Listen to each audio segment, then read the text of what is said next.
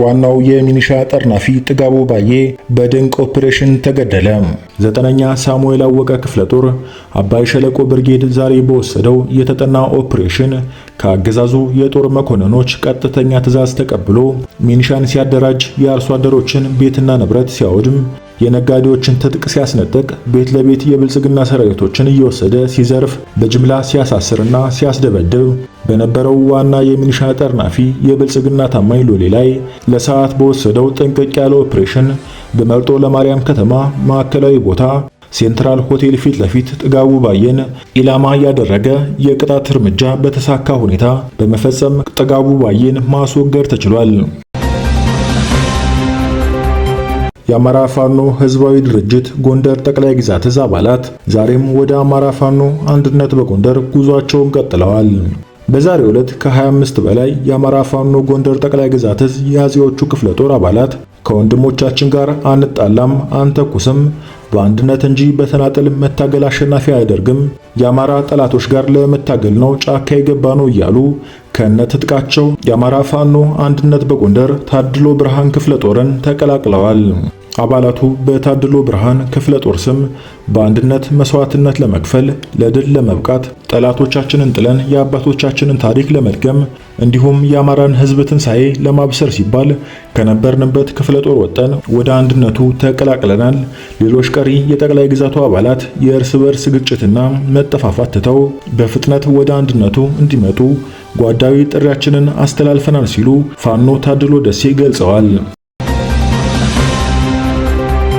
ገዢው የብልጽግና ቡድን ስልጣኑን እንዲታደጉለት አፍኖ ወደ ወታደራዊ ማሰልጠኛ እየወሰዳቸው የነበሩ ታዳጊዎች በፋኖ ነፃ መውጣታቸው ተሰምቷል። ፋኖ በወሰደው ልዩ ኦፕሬሽን ወደ ወታደራዊ ማሰልጠኛ ጣቢያ እየተወሰዱ ከነበሩት መካከል በቁጥር 21 የሚሆኑትን ማስለቀቅ መቻሉን ለማረጋገጥ ችለናል። በኦህዴድ የበላይነት የሚመራው የአገዛዝ ስርዓት የጤና እክል ያለባቸውንና እድሜያቸው ከ18 ዓመት በታች የሆኑ ታዳጊዎችን ጨምሮ በስራ ገበታቸው ላይ የነበሩ ወጣቶችን ከጎጃምና ከጎንደር አካባቢዎች አፍኖ ወደ ብር ሸለቆ ውትድርና ማሰልጠኛ ጣቢያ እየወሰደ እንዳለ ነው ፋኖ ልዩ የሆነ እርምጃ በመውሰድ በታፋኞቹ ላይ ምንም አይነት ጉዳት ሳይደርስ ማስለቀቅ የቻለው ተብሏል። ታፍነው ወደ ውትድርና ማሰልጠኛ ጣቢያ እየተወሰዱ ከነበሩት ታዳጊዎች መካከል በሰርጉ ማግስት የታፈነ፣ ትምህርት ቤት ውለው ሲመለሱ የታፈኑና ለሕክምና ከጤና ጣቢያ ደርሶ ሲመለሱ የታፈኑ እንደሚገኙበትም በፋኖ ነፃ የወጡ ታዳጊዎች ተናግረዋል።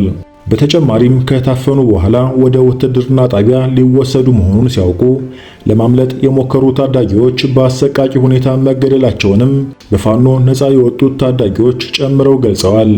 ታዳጊዎቹን ከሞት ጉሮሮ ፈንቅሎ ያወጣቸው የአማራ ፋኖ በጎጃም በሶስተኛ ጎጃም አገው ምድር ክፍለ ጦር ስር ቢትወደድ መንገሻ ጀንበሬ ብርጌድ ሲሆን ታጋቾች አንዳች ጉዳት ሳይደርስባቸው ኦፕሬሽኑን በድል ማጠናቀቁን ለማረጋገጥ ችለናል። አገዛዙ ህዝባችንን እንድንወጋ አፍኖ ወደ ውትድርና ጣቢያ ሊያስገባን ቢሞክርም በወንድሞቻችን ጥረት ከሞት ተርፈናል ያሉት ታዳጊዎቹ በሌሎች ቀጠናዎች ታፍነው ወደ ውትድርና ማሰልጠኛ ጣቢያ እየተወሰዱ ለሚገኙ ታጋቾች ፋኖ እንዲደርስላቸው ጥሪ አቅርበዋል። ገዢው የብልጽግና ቡድን የፋኖን ክንድ መቋቋም ሲያቅተው በንጹሃኖች ላይ ከሚፈጽመው የጅምላ ግድያ ባሻገር የፋኖ ቤተሰብ ንብረት ነው ያለውን ሀብት ንብረት በሙሉ እያወደመ ይገኛል። በተለይ የትዳር አጋርሽ ፋኖ ነው፣ አባትሽ ወይም ወንድምሽ ፋኖ ነው፣ ልጃችሁ ፋኖ ነው በሚል ከመኖሪያ ቤት ጀምሮ በርካታ ንብረቶችን በማሽን በመምታት እያወደመ መሆኑን የሚታወቅ ነው። አገዛዙ ሰሞኑን በጎጃም የፈጸመው አስነዋሪ ድርጊት ተመልከቱ። ፋኖ ደገፋው ይባላል። የአማራ ፋኖ በጎጃም 3ኛ ክፍለ ጦር የቀኛዝማች ስሜነህ ደስታ እንጅባራ ብርጌድ አባል ነው። በህወሓት ወረራ ወቅት የእንጅባራና የአካባቢውን ወጣት በማስተባበር በሰዓቱ ለነበረው ጥምር ጦር የስንቅና የሐሳብ ድጋፍ በማድረግ ከፍተኛ አስተዋጽኦ አበርክቷል። በዚህ ስራውም ከእንጅባራና አካባቢው ማህበረሰብ እንዲሁም በሰዓቱ በነበረው አገዛዝ አንቱታን አትርፎ በእንጅባራ ከተማ ኖክ ሰፈር በሚባለው አካባቢ 150 ካሬ የሊዝ መሬት ተበርክቶለት ነበር። በዚህ ቦታ ላይ 80 ዚንጎ ቆርቆሮ በመስራት የግል ኑሮውን እየኖረ ነበር። ነገር ግን አገዛዙ በአማራ ሕዝብ ላይ እያደረሰ ያለውን ግፍና መከራ በመቃወም መታገል ከጀመረ አያሌ ወራትን አስቆጥሯል። የአካባቢው ካድሬዎች አርበኛ ገደፋው የጽንፈኛው አባል ነው በሚል መኖሪያ ቤቱ መውደም አለበት በሚል ቤተሰቡን ሜዳ ላይ ጥለው 80 ዚንጎ ቆርቆሮ ቤቱን በግሪደር አፍርሰው እንጨትና ቆርቆሮውን በመኪና ጭነው መውሰዳቸው ተሰምቷል።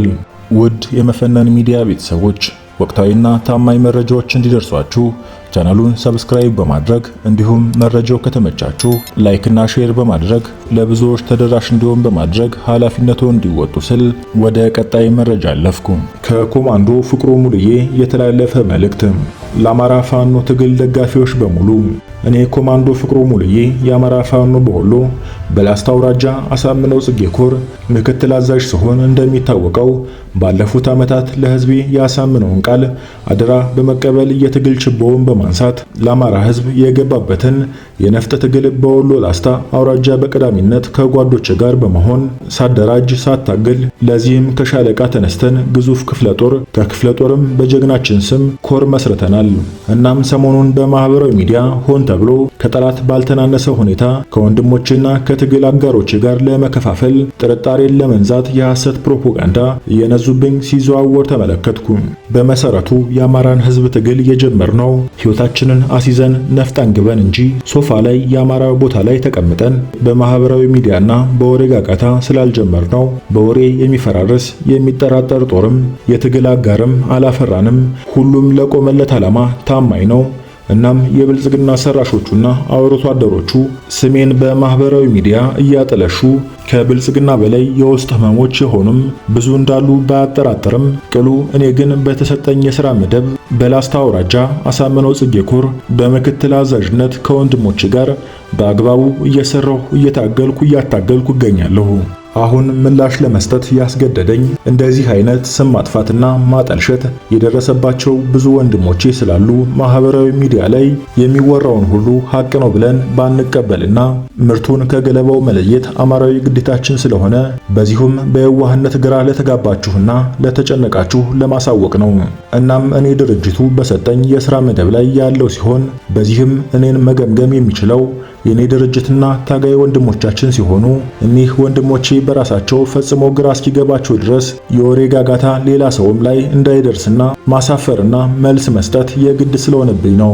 አሁን የአማራ ህዝብ የጋራ ጠላታችን የሆነውን ብልጽግናን እርቃኑን አስቀርተን ልናራቁተው አንድ ማክሰኞ ቀርቶን እያለ እንዲህ አይነት የመከፋፈል ወንድምን ከወንድም እንዲጠራጠር ትኩረትን ጠላት ላይ እንዳያደርግ አንድነት እንዳይመጣ የሚያደርጉ ስም ማጥፋቶችን በጋራ ልናወግዛቸው ይገባል። ይህ ትግል ብዙ ጓዶቻችን ብዙ ወንድሞቻችን ተሰውተውበታል። ብዙዎች አካላቸው ጎሎ የድላችንን ዜማ ለመስማት እየተጠባበቁ ይገኛሉ።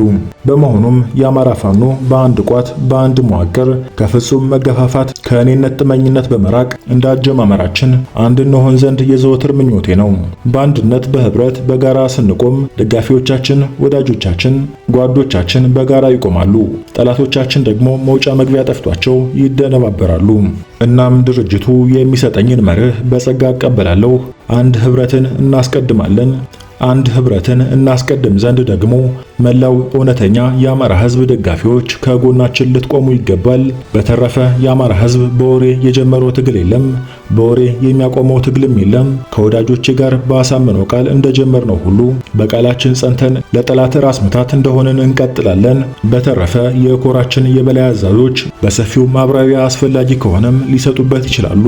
ነገር ግን ከብት በጣለ ተብሎ ፋይል አይዘረገፍም እንዲሉ ግዙፉ ኮራችን ብዙ ሰዎች ስላሉብን ለእንደዚህ አይነት ጥቃቅን ጉዳዮች ጊዜያችንን አናባክንም ሲል ኮማንዶ ፍቅሩ ሙሉዬ መልእክቱን አስተላልፏል። ለሰዓቱ የነበሩን መረጃዎች እነዚህ ነበሩ። አብራችሁን እስከ ፍጻሜው ስለቆያችሁ እያመሰገንን በሌላ የመረጃ ሰዓታችን እስከምንገናኝ ድረስ ሰላም ሁኑ።